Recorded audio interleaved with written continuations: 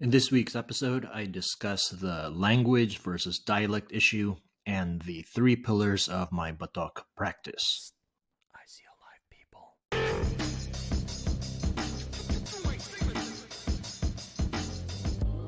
So, why do bananas hate Filipinos?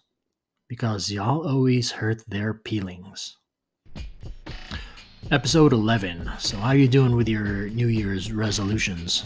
Already quit being vegan, gym membership getting dusty? Not me. So, I did one podcast a week for this last month. To recap, week one, which is this, Kabuay.RIP, where I talk about past, present, and future. Week two is Alive People Conversations, where me and my team interview people, as opposed to robots.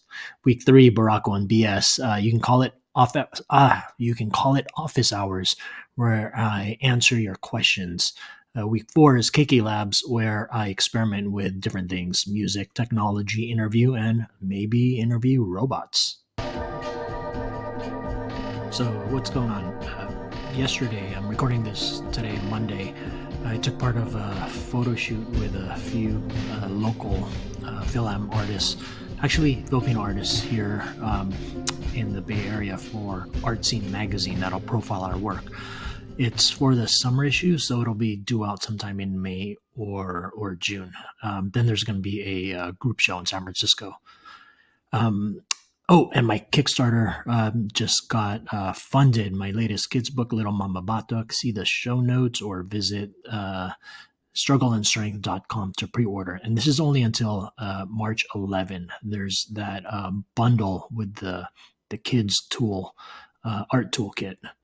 Then on March 8th, Saturday, I'll be speaking at Santa Clara University this Saturday for their Kapwa Comunidad Summit. Registration info, show notes, or check out SCU Barkada online or their IG account. Registration closes March 5th. Then, March 10th, Monday night, I'll be hosting a free online Batok workshop, 6 p.m. US Pacific. See Kabuay.com/live for the registration info. Then in 2 weeks, on the 15th, I'll be in Texas, in Dallas, to work with PACE, which is the Filipino American Community Endeavor. They are having a community day. I'll be speaking about my involvement in helping build Soma Pilipinas Cultural District. I'll focus on the visual identity, specifically scripts.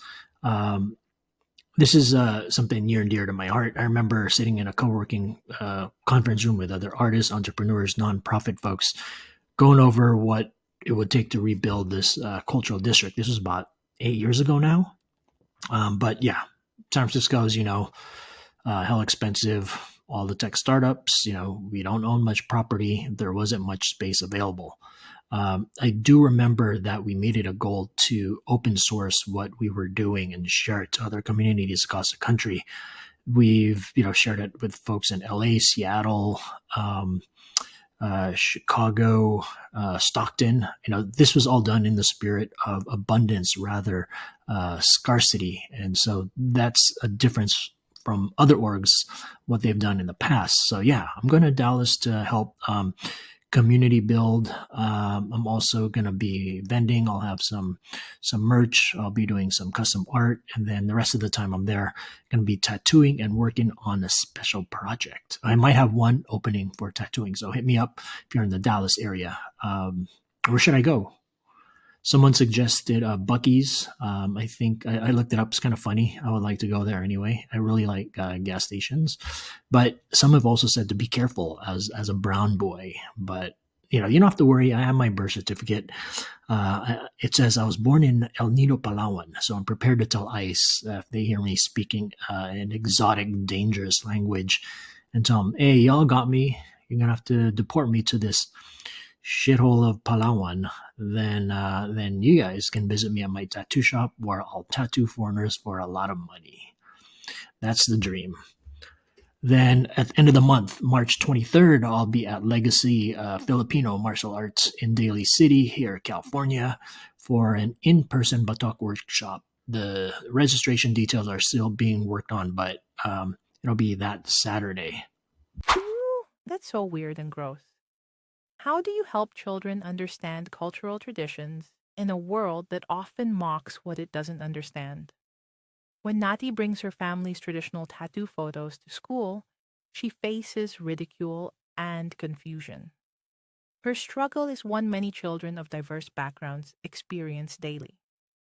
Little Mambabatok offers a healing journey of cultural pride and intergenerational wisdom.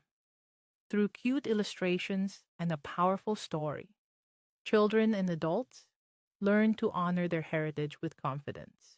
Pre order now on Kickstarter until March 11th, 2025. Grab the exclusive bundle with a Batok art kit for hands on cultural exploration. Check the show notes for the link or visit struggleandstrength.com.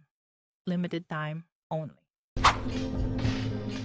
Came across a thread in the Filipino American subreddit about I would call it the second never ending topic of language versus dialect.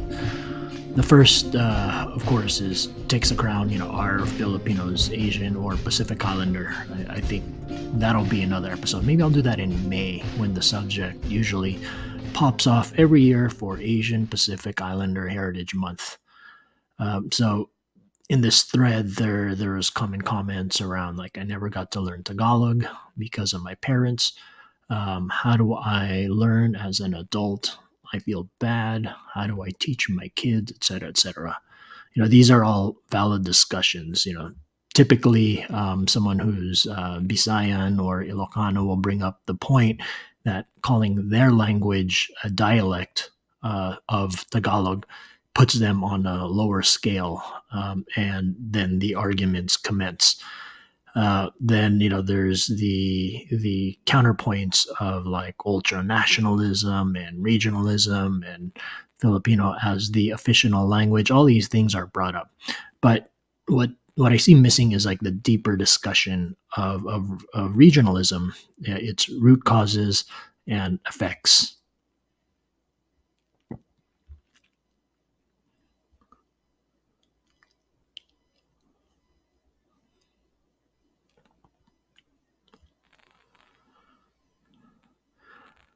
I did a talk about in terms of writing system called regionalism and lumpia. While that was focused more on the writing system, I think there are some parallels to the language where I don't think it really is about the language. That's just an effect of the greater issue. So as we know, Spanish and American colonialism, made Manila the political socioeconomic, I guess, epicenter, and that ultimately would sideline development and resources in these other regions, and then that, of course, created inequality. Manila has become a monopoly of like infrastructure, education, media. Being the cool of the country, where we see language, we see money, we see entertainment, all being driven and defined by Manila/Tagalog people. So using Tagalog though as Filipino, Filipino's original, I mean the official language, and then that frames other regional languages like say Cebuano, Ilocano as dialects, and because of this issue, the writing systems inherit the problems of the language. So for example, like Baybayin, that's just a name, but the perception that it is a Tagalog/Manila script, and the other writing systems, get neglect. But when the reality is they all come from one writing system, but because of the language issue and the regionalism, it has become pretty controversial. But check out the video where I talk more in depth about that.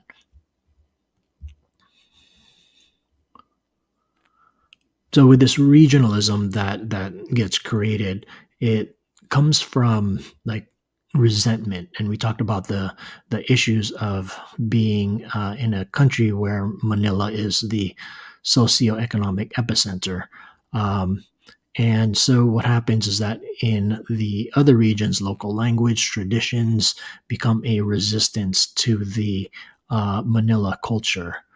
And for example, if we look at the Marcoses, the dynasty, they leverage like Ilocano identity to frame themselves as outsiders, as fighting the Manila elite. Despite being part of a political establishment. When I went up to the Ilocos, I mean, I noticed that right away, right away. And then also recently, Duterte, became like an avenger against Imperial Manila, capitalizing on like historical neglect and being like a literal like separate island from Luzon. So these things that people may frame of just arguments or semantics around language, it is much deeper than that. Uh, there's a cycle of what happens through colonialism, and then the neglect in other regions, and then the regions elect like an anti-Manila strong man or whatever. Then the strong man, they try to gain more power within the region. Then they try to work with Manila, then it fails, then there's more resentment.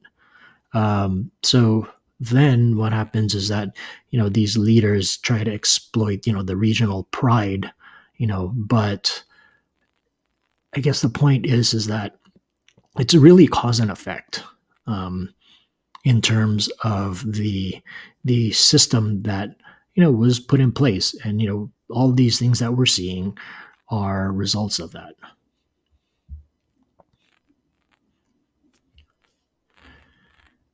So recently we had the people power movement, and I remember as a kid seeing that.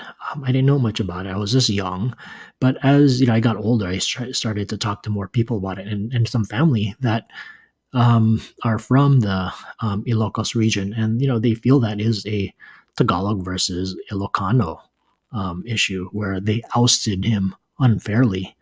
And so I think that there's generational trauma that needs to be healed.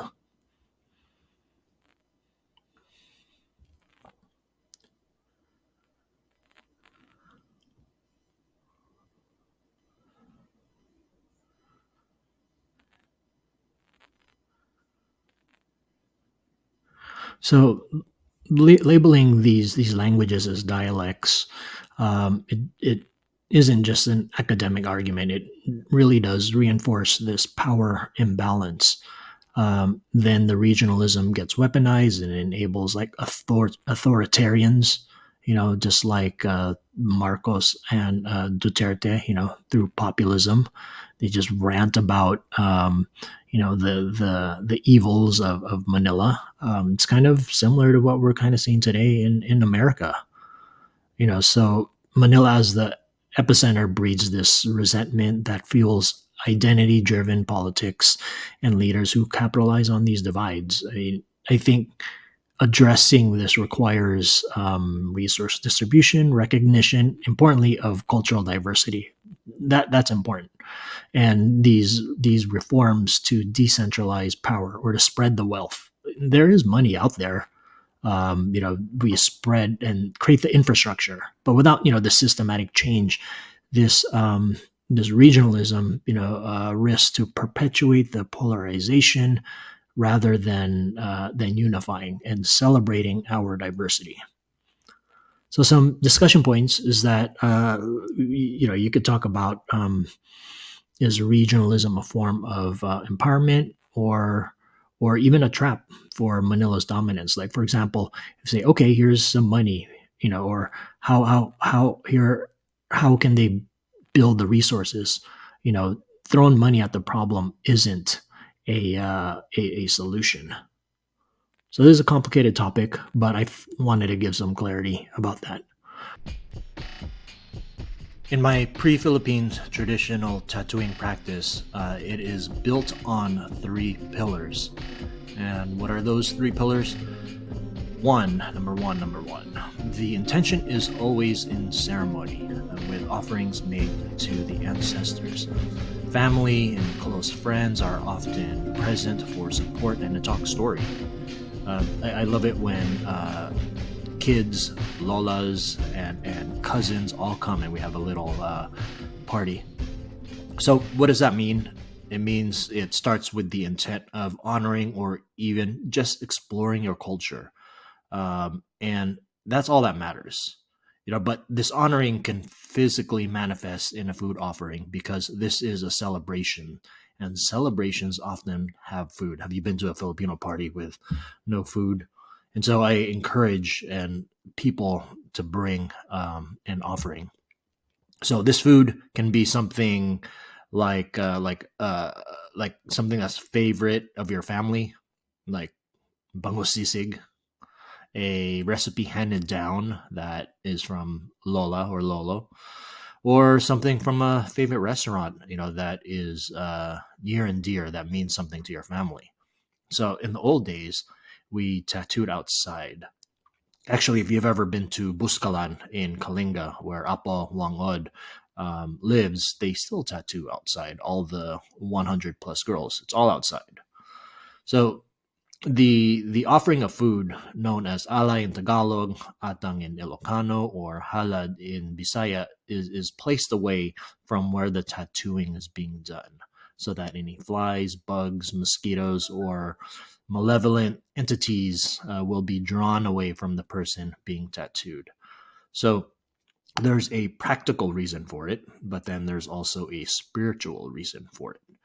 We've also had people set up small altars with photos and mementos as well, whether it's Lolo's favorite cigarettes or alcohol. So those are some things that you can do to honor your family. Number two, proper patterns in words. And when I say words, that's specifically for the sulat that I do, that are connected to an ethno-linguistic group. And so these are chosen, for you, the recipient, for an honor to your past, your present, and your future as well. So this is a multi-dimensional practice. This means that if you're from Bohol, you'll get Bohol patterns. If you're Tagalog, you'll get Tagalog patterns, etc., etc. But it goes deeper than that. This isn't just, say, you're a Visayan, but the Visayan isn't a monolith, but where specifically. As you can see, there could be an issue where the recipient may not know the specifics, and this has happened, many times. Like when I get the forms, I don't know where my family's from, I'm adopted and all of that, or I just lost connection, and that's okay. You could do your own research about your lineage, but I know how that can possibly be traumatic. I mean, not just for you, but those who ask, right? Because some families, they have these secrets or issues that haven't been unearthed. Sometimes it can take years to find out the truths and half truths. Just in my family, it took a long time to find out that my Lola was from, the southern Luzon, Bicol. So maybe Lolo isn't from Manila. Maybe Lolo, came to Manila from the Visayas and wanted to hide that because of the discrimination from the Manila Tagalogs. We still have that today. So another option could be you could do a DNA test with 23andMe or Ancestry. But then, what if Ancestry connects you with folks you don't want to be connected to, and you get hella messages on Facebook, right? Or can open up a can of worms, right? I was at a FONS conference in New York, and there were some genealogists helping people trace their roots, kind of like that TV show. I think it's called Finding Your Roots on PBS, I think. It was all cool and fun. I found out mine, and we go deep. The Kabuay's go deep. But there was someone that was there, and they found out, or they were told, that their father had another family in the Philippines. They didn't know about it. So it was, I saw their smile go into like a scowl, and they said, oh, hold on, I need to call my mother. So watch out for that. But between the family stories and the science of DNA, you can get a pretty good idea. And so there's something that you can kind of do. So there is homework that you need to do, but I get it. You may not have that opportunity, but it could be that opportunity to talk to your family at a deeper level. And for us in the diaspora, many of us have mixed lineages, so that opens up the possibilities of patterns. And then me as a practitioner, it's my option. Like I can gift you something from my lineage if I choose to. But if you don't know, you have lost connections, we can start with some general patterns based on what and what is your present? What are your future aspirations? So this practice, I like to say that life is a journey, and so is this practice. Number 3, the tattoos are 100% hand tapped with handmade tools. No machines, no machine guns, as some people call them. This is in honor of my teacher, Lane Wilkin, and lineage of the tools in the practice. I use bone, thorn, and metal that I made myself with these grubby hands. But besides the patterns on the skin, another part is making the tools itself. When I first started out with Lane, I remember in my patio experimenting on how to create these tools from illustrations. Even though we had modern tools like sanders, saws, vice grips, glue, and all of these things, it was still difficult. Like we as a people forgot how to make them. We had to learn, and thankfully our gracious Samoan and Hawaiian cousins, who made similar tools, showed us. But because these combs, as you see, the combs that actually penetrate the skin are handmade, they're not perfect. It's tapped in, it's created by a human that's not perfect. It's tapped by an imperfect human. The skin is stretched by an imperfect human. You yourself receiving that tattoo isn't perfect. The body isn't flat. Skin isn't the same. One may move or flinch. But to me, that's where the beauty is. That's what creates the unique texture of traditional Batok, where the handmade tools are used. And in talking to machine artists, that is difficult to recreate. So these are the 3 elements. These are the foundations of my work, my practice. I don't consider it an artistic expression, although there is in sort of laying things out. I get it. But at its core, this is a thousands of year old cultural practice. So that's kind of the basics of what I do. If you're ready, hit me up. All right, so next week is going to be the Alive People Conversations episode. Stay tuned for that. It'll be a long one, but it'll be interesting. Salamat.